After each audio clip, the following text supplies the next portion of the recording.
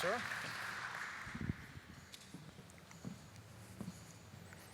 The planet, our world. We happen to be 7.4 billion human beings on our planet. Funny enough, it's kind of like a sea of humanity.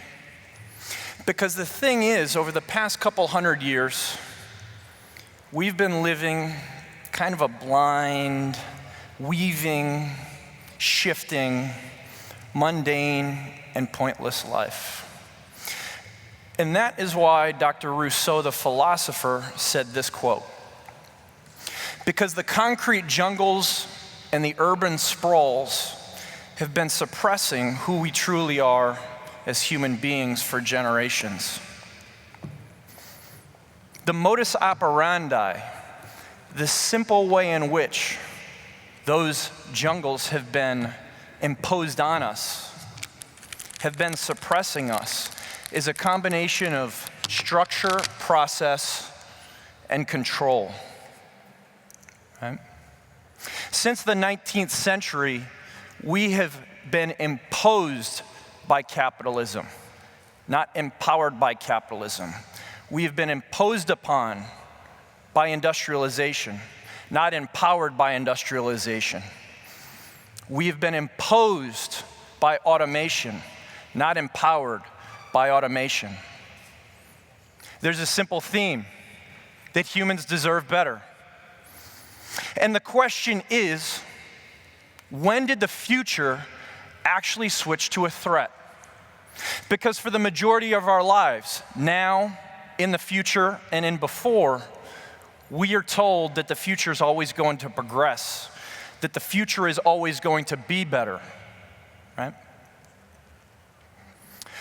But what we are starting to wake up to is that we're being swallowed as a species. First by human oceans. Those human oceans are uncertain chaos, such as the streets of Dhaka, Bangladesh. Then we have more structured chaos, human grids, like New York City. But both of these types of structures of cities have something in common. That more and more the excuse of technology and of progress means that we are being imposed upon. It also means that we are speeding up instead of slowing down, which is why I love this quote by Gandhi. Because it doesn't matter how fast you move if you're going in the wrong direction. It doesn't matter how fast you move if you're not inclusive. It doesn't matter where you're going if the ship isn't pointed in the right direction. And the reason why that matters is because so much, and even in this conference, and in most conferences around the world, we talk about technology and the processes that technology allows. But my friends, here's the problem, is that process by itself is meaningless. Just having technology in cities is meaningless. Because at the root of every living system is culture. What we think about and what we talk about most of the time is how process and technology is supplemented by knowledge, and that's all we need to make a smart city. But in reality, it's culture that tells us what processes we need, how to implement them, and why we need them. And then they are supplemented by knowledge. The reason that matters, my friends, is because the majority of you here are creators, are entrepreneurs, are innovators. And at the root of this simple combination, for short called CPK, is a living system. We as human beings are living systems. And we as human beings create communities, and communities create cities. And therefore, cities are living, breathing systems. And as a living, breathing system, that means that cities are a reflection of who we are and why we do what we do. Particularly when it comes to here, Gdansk, Poland, we can talk a little bit about who we are and why we do what we do. Because over the course of the past couple decades, What we've seen is more and more of the collective consciousness in cities around the world wake up. Because when cities are imposed upon by certain ideologies, like communism here, sooner or later, humanity wakes up. Sooner or later, humanity decides to make a new credo of what we deserve, what we believe, how we want it to happen, and why we want it to happen. The question I ask myself, the question I spend a lot of time answering to presidential administrations, heads of state, CEOs of very large companies, is what is the credo of humanity in the 21st century globally when it comes to cities? Because we're just a couple decades into a whole new century. And what we're told is that cities are going to have progress, and cities are going to have technology, and it's just going to move in this nice, well-formed piece of momentum, on and on and on, and you're just going to be better, right? What the powers that be like to tell folks like you in the audience is that you're so much better because of capitalism. Well, there's many forms of capitalism, my friends.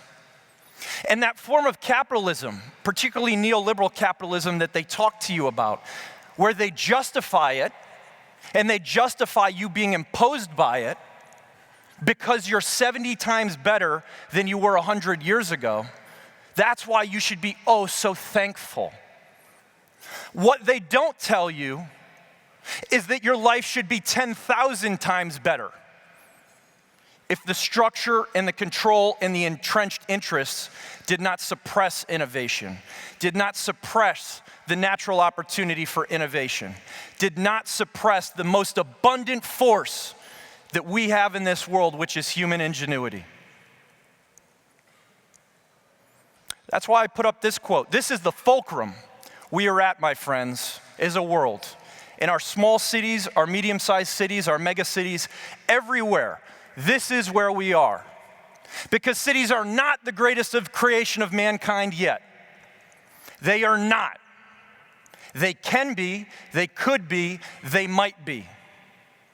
And after you leave this presentation today, you're going to have to make a choice.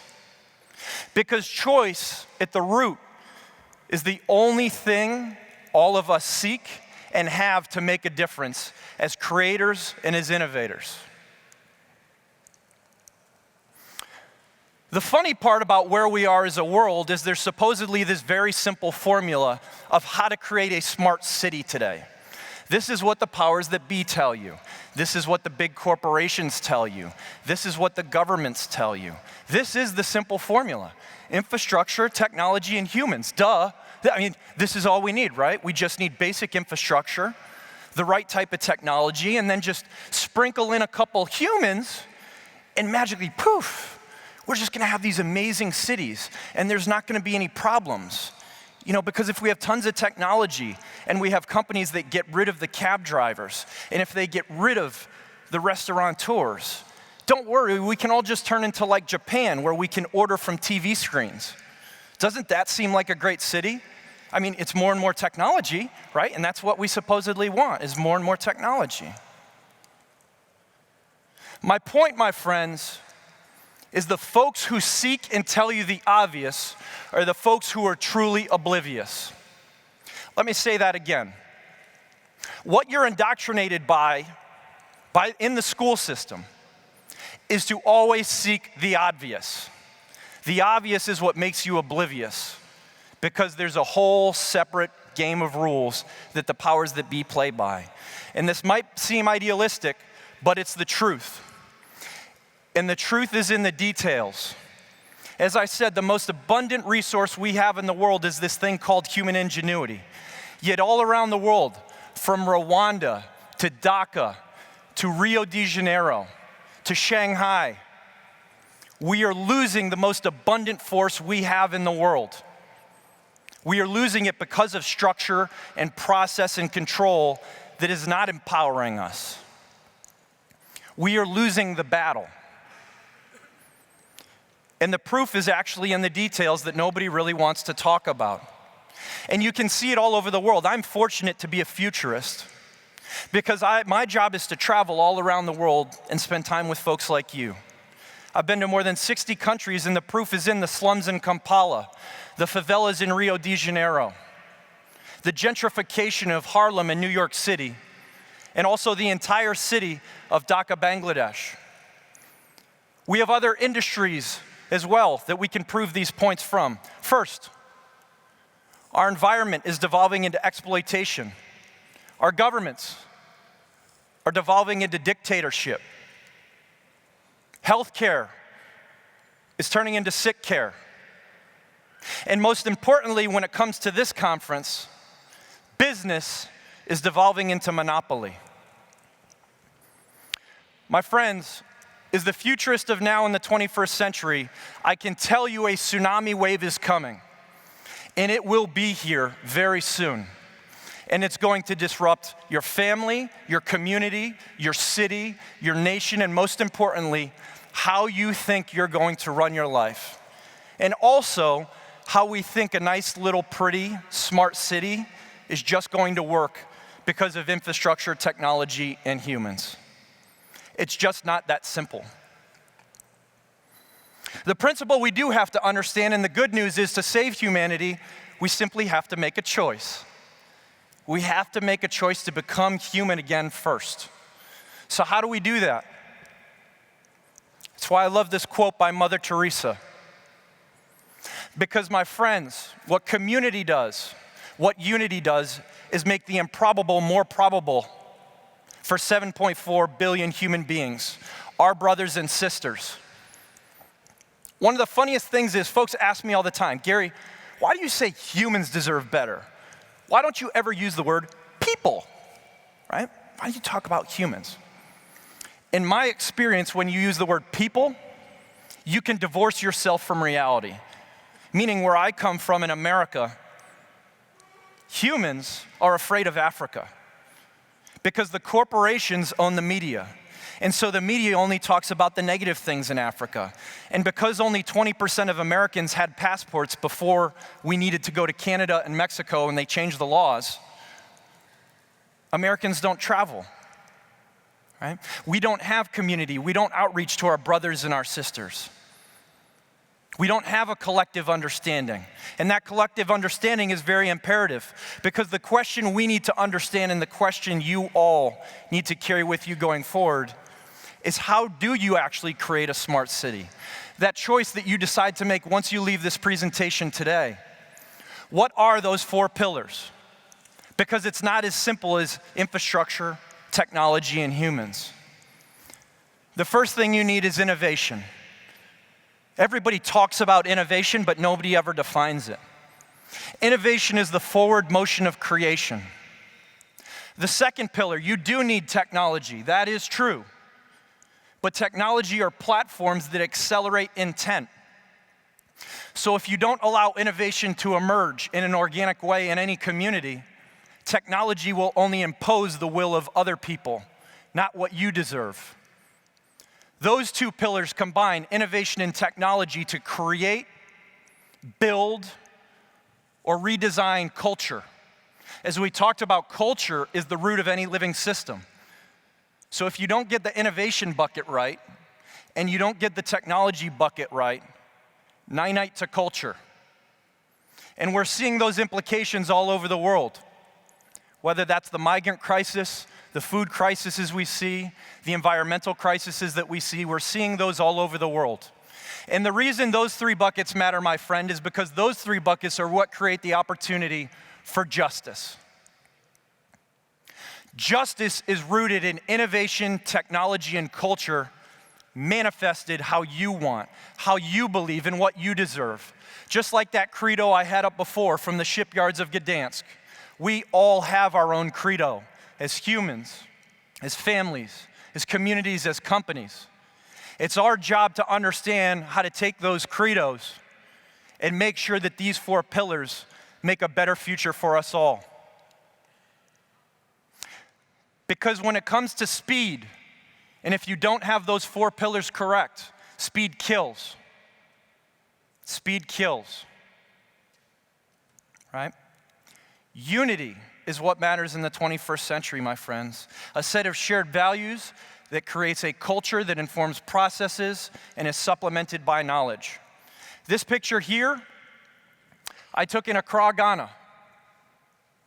For a country that has a mean GDP per person of less than $300, I found it ironic that a car that doesn't have two tires, that is sitting in an abandoned gas station, still had that statement on the back of the car. Because to me, what this statement says, what this picture typifies, is the fact that even when there's no hope, unity still is strength. And it can be accomplished. Because the smart cities in the 21st century, the ones that are going to live, the ones that are going to thrive, the ones that aren't just going to survive, but thrive and empower all of us, those cities understand the most important point about human ingenuity, that humanity is diminished when everybody cannot participate. And I can tell you something very important, my friends, particularly about this region and the EU in general. You will not have a smart city in this region until there is a solution for the ever-growing migrants and folks who are seeking a better life and better opportunity. The crisis this geography is inherited today is a byproduct, not a result. Meaning, it was caused by putting the wrong processes at the wrong times for the wrong reasons in place. And then you had a bunch of powers that be that weren't part of the community, that weren't you, deciding what knowledge informed those processes. So instead of engaging the community, building a culture collectively and co-creating, they imposed it upon us. So, why does this all matter? Why does even talking about CPK matter? Because, my friends, the individual reflects the collective, and the collective reflects the individual. What do I mean by that? Is that the choices you make define your community, and your community defines your city. All of us, at the end of the day, believe in one universal fact, that we have to continue to make our lives better and to progress. But how we do it is what matters. And what matters when it comes to our view on the world is our lens. And today we have this very narrow box, right? And it's very important because demographics can't be changed. Demographics in most places in the world are destiny.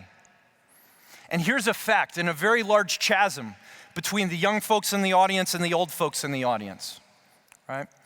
Boomers and Xers feel value by listening to commands. On the other hand, the millennial generation and Generation Z feel meaning and value by changing things. Those are two fundamentally and diametrically opposed ways in which those four generations seek to create, seek to innovate, seek to unify, seek to build a culture that empowers us all. So let's talk about the simple shared values that both sides of the coin need to have so that we can collectively move forward. It seems simple, but being respectful of others is not so easy.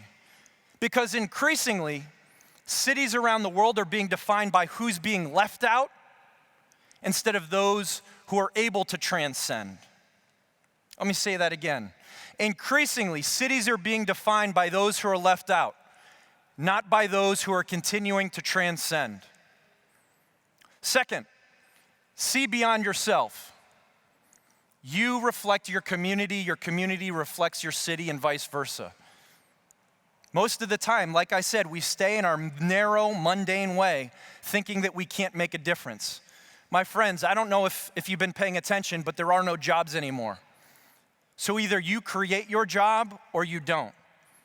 You either become an innovator and you start creating, or you don't. The majority of you are here because you're seeking solutions, a better way, how to do it, who to believe in. And I can tell you it is important to believe in better real-world solutions because human ingenuity is the most unstoppable force there is. Gdansk, Poland is a perfect example of that truth. Most importantly, and the one we as human beings fail at the most, and the main reason why I spend the majority of my time also doing personal growth sessions in the 60+ countries that I go to, is because of accountability. We're always taught that it's somebody else's fault, somebody else's problem. But guess what? More and more, at the intersection of innovation, technology, culture, and justice, what you see is what you get. When you look in the mirror, you only have yourself to ask questions for and to decide what you're gonna choose. Because there's a new creative energy to embrace. Because collectively, we're gonna stand up and come together as human beings in our cities. Because we must. And I truly believe that we will. Because momentum, my friends, shared mission, vision, values, shared themes and characteristics, talking more about why you do what you do instead of what you do, is what creates momentum for your tribe, is what creates momentum for your city, for your company, for your country. The biggest question I always get asked is, how do we save the plan, Gary? How do we keep moving forward, right? How do we just use infrastructure, technology, and humans, right? Because the conventional wisdom is to take what we have and improve on it, right? Looking within the box, right? Solving what's in the box. I love to call people who think in the box cereal. And I call them cereal because things in a box get eaten. The opportunities lie in making the box irrelevant. Because emergent, adaptive, and resilient environments, networks, are what win in the 21st century. Let me give you a quick example. The chasm you see between the boomers and the Xers and the millennials and the Generation Z is one chasm.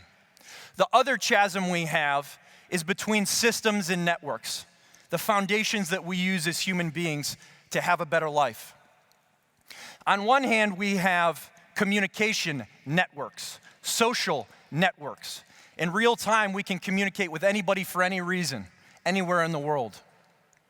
The challenge is we have political systems and economic systems. And until those political systems and economic systems become political networks and economic networks and embrace the emergent, adaptive, and resilient environment of a 21st century city, we're gonna continue to see this tsunami. The goal for each of us, both me and you, for all of humanity, is to build a resilient species. Because it's not whether the chaos is going to come, my friends. It's not how or when or if anymore. It's coming. But community matters. Community is what makes us resilient, makes us as a better species. And at the epicenter of both us individually and collective is this thing called an integrated society. Behind me is what's called the flower of life. It's somewhat of an existential spiritual concept. But in the 21st century, how you democratize opportunity, meaning how do you give 7.4 billion human beings the opportunity for economic inclusion and participation, is done through something called live, work, play centers, right? Today, what we see is co-working spaces and we see co-living spaces, separate, because that's what the boomers and the Xers like. They separate what they do and why they do it. Unfortunately, and for us, and what we can take to our advantage, is the fact that live, work, play centers put all of that together. Literally 24/7, working, living, and playing. Co-living and co-working in the same spaces. Two examples, one in America and one in this region. One is the Art of Living building. That's in St. Louis. It's 50,000 square feet, 3 floors. The bottom floor is all bedrooms. The second and third floors are conference rooms, places for companies, and across the street is one of the top 100 music venues in America. The second example is in Tribuli, Slovenia. It's called Catapult. It's in the 5th largest city in the country, which in a country of 2 million people is not very big, obviously. But what Catapult is doing is the same thing as the Art of Living building. It's built by a company called Deweysoft, 2 founders with shared mission, vision, and values who believed in community reinvestment, who believed in humans deserving better. And they took most of the cash flow they make as a 60-person company and are catapulting a region that has 28,000 folks, a former mining town that doesn't have opportunity. The question we have, and I have for you, is who will be next? Will it be Gdansk, Poland, who came together and rose up in the 1980s? Or will it be somebody else in the EU? It's not a matter of if another Whitehill Play Center is going to take off in this region. And other parts of this region will become more integrated. It's a matter of where, when, and why. Because life is not what we're given, life is what we create, my friends. Here's a couple examples. Richmond, Virginia, villages. Small house villages for folks who are underprivileged and who are homeless. For $30, you get a small 60-square-foot house, and you work in a communal reinvestment program so that you at least have a place to live. All of us being here today are fortunate to have a place to live. But for the folks that don't, think about that psychological hardship. How do you get a job? How do you find a spouse? How do you have a family? How do you have any sense of identity if you at least don't have a place that's safe and to call home? Second, in Cameroon, there's a young gentleman who's 24. His name's Arthur Zhang. He created the first cardiac technology. And what you can do is, with CardioPad, is you can take a heart exam remotely in a country with 20 million people who only have 40 heart surgeons. Third, Gino, he's the founder of Atomic Labs.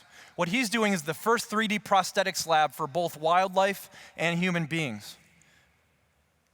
This bird, I've seen the video, before only had one leg. And for the first time, when the bird is outfitted with this prosthetic, goes to take a step, and the bird normally tips over, right, and gets back up and continues to try to hobble. I can't explain to you what it's like when you see the bird look down in amazement, a bird, look down in amazement that it can walk again, or a child who can be a goalie again in soccer. But the point here is not to be revolutionary. My point here is not some extremist bend.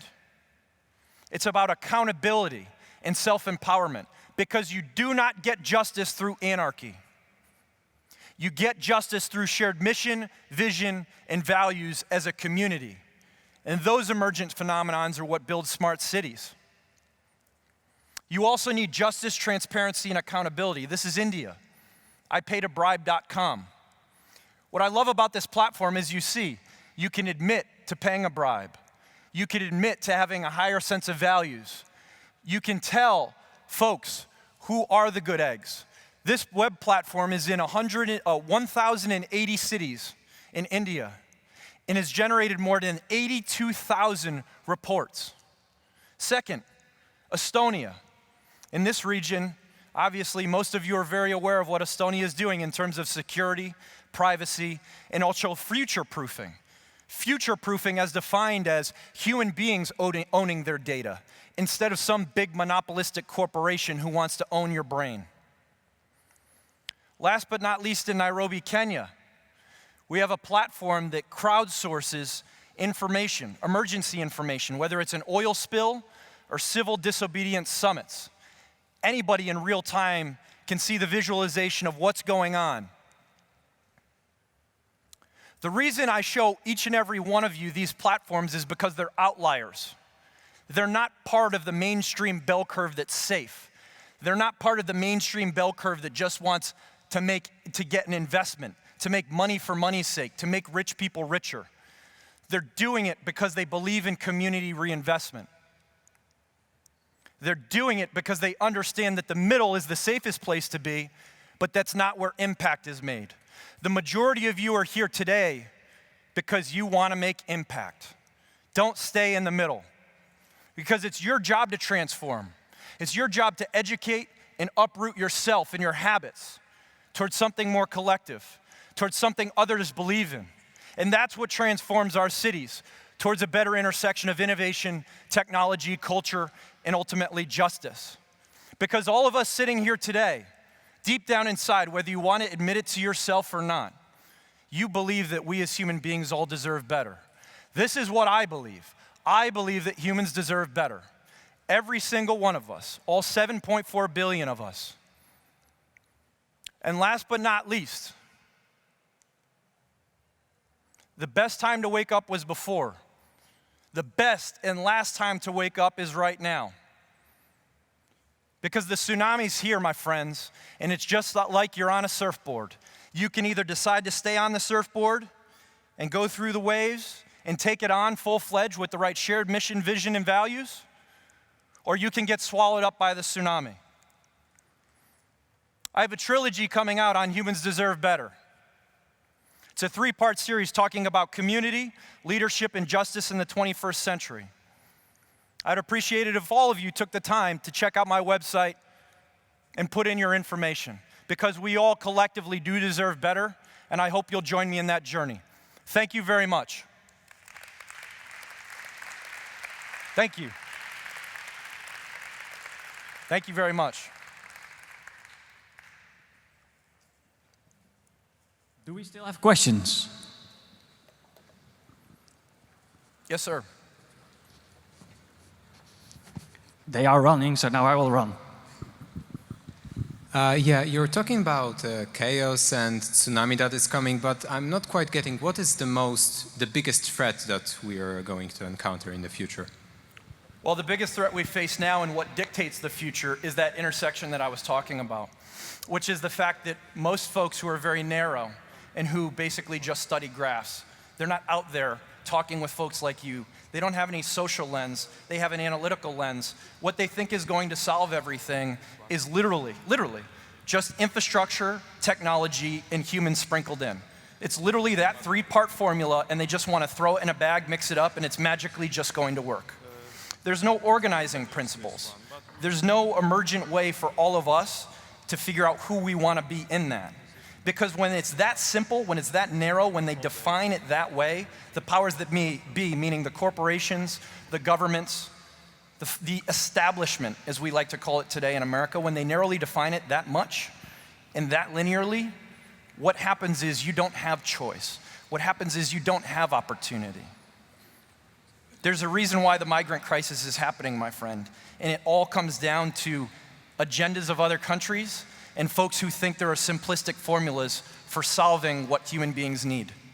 So instead of us co-creating, we're having structures being imposed upon us. And that's a threat now, as we're seeing in all the different ways, but it's also going to define our future, if we have a future, and that's the point. Human ingenuity is that fulcrum, that crux, where we can either decide to choose to create and innovate and co-create, or continue to let the structures tell us what to do. Your presentation is yes.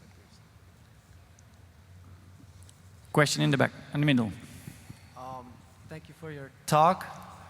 Where am I looking? And I got two here. Well, okay. I got 2 short questions, yes, no questions. One relates to migrants. Have you delivered your talk in Qatar, Saudi Arabia, or United Arab Emirates?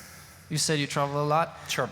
And the second question is, in terms of exclusion, digital exclusion, do you support then, for instance, Facebook in its program to provide internet technology to Africa, for instance? Yeah, sure. So I've been to, just about, and thank you for your question. Those are very, very good questions. Those are very thoughtful questions. I'm going to go backwards first and talk about Facebook. Look, how many of you have seen Terminator? Raise your hand. A lot of you. How many have seen The Matrix? Keep your hand up, right? Skynet and The Matrix had a baby, and that baby is called Facebook. It's that simple, right? In this presentation, what your larger question is, I'm not going to address in this presentation. I have another presentation later this year, literally on the future of technology and what's happening, right? Because Silicon Valley has just become Wall Street of the West. That's it. They're taking the money, they're acquiring people and companies, and they're rolling our eyeballs into just a couple of pipes, less than 10 pipes in the world.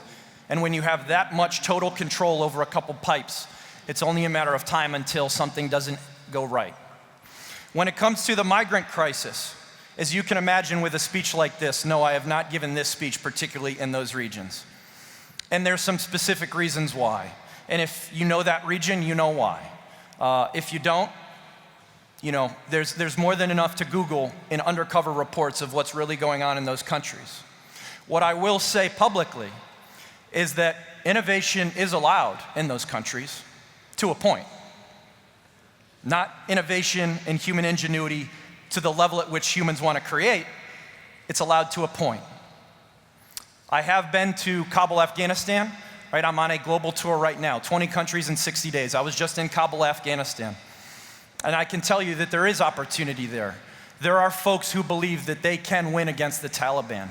The unfortunate part is that love or hate America and the United States and all the horrific things our empire has done around the world in the past 50 years, America's money was helpful to fighting back the Taliban.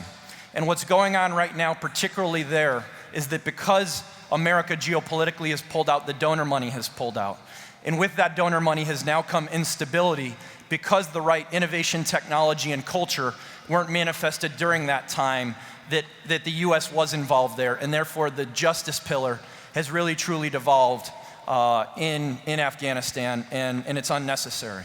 But thank you for your question. Gary, thank you very much. Thank you. I would love to continue this discussion, but we have to go on. Time's got to run, huh? Time's got to run. Okay, thank you guys. I know you are around, so I'll be for around. sure we can continue the discussion later on. Thank you. Gary, thank you very much.